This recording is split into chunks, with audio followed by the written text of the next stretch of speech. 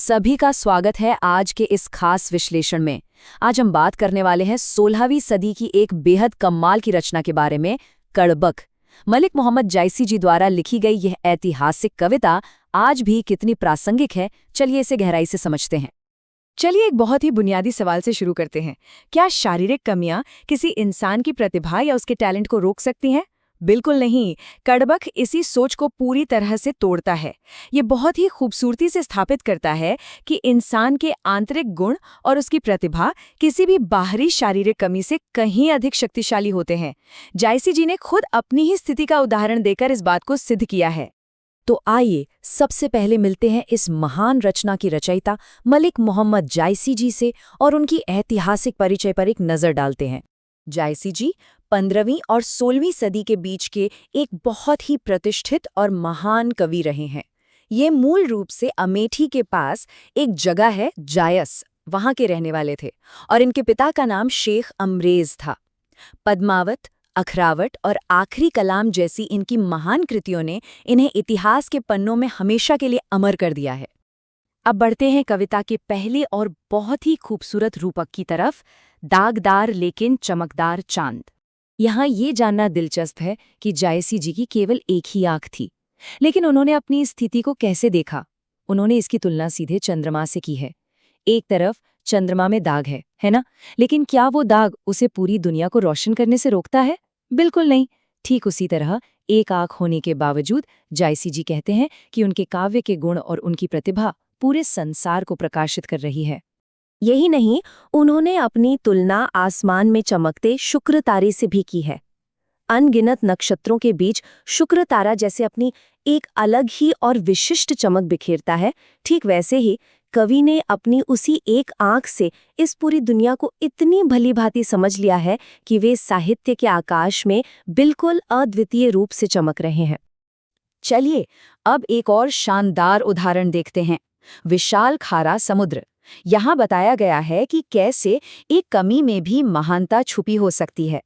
हम सभी जानते हैं कि समुद्र का पानी खारा होता है, इसे पिया नहीं जा सकता, जो जाहिर है इसकी एक बहुत बड़ी कमी है।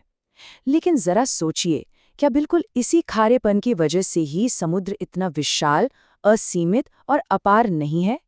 प्रकृति का ये रूप हमें सिखाता है कि कभी-कभी कोई एक खामी ही इंसान को असीमित महानता के रास्ते पर ले जा सकती है। अगला हिस्सा और भी दिलचस्प है, विनाश से दिव्यता। सुमेरु पर्वत की कथा। अब सुमेरु पर्वत की इस पौराणिक कथा पर गौर करते हैं।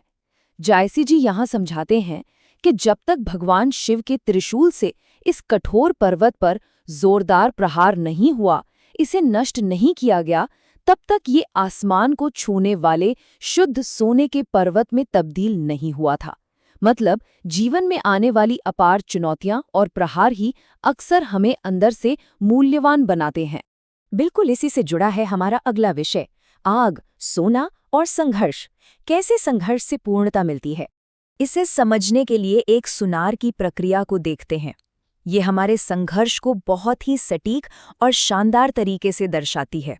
कच्चे सोने को जब तक घड़िया, यानी वो पात्र जिसमें सोना गलाया जाता है, उसमें डालकर तेज आंच में तपाया नहीं जाता, तब तक उसकी अशुद्धियां जलती नहीं हैं, और जब तक वो तपता नहीं, तब तक वो शुद्ध और एकदम बेदाग सोने में नहीं बदलता। कहने का सीधा सा अर्थ है कि उत्कृष्ट बनने के लिए हम सभी को संघर्ष की आग में तपना ही पड़ता है।